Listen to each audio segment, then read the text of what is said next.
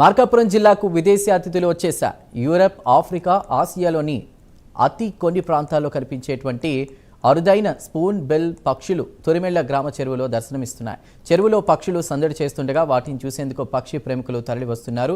2020 తర్వాత ఈ పక్షులు మరోసారి రావడంతో స్థానికులు, పర్యాటకులు చాలా ఆనందంగా ఉన్నారు. తక్కువ నీరు ఉండి చిత్తడి భూమి ఉండే ప్రాంతాల్లో ఇవి ఎక్కువగా జీవిస్తూ ఉంటాయి.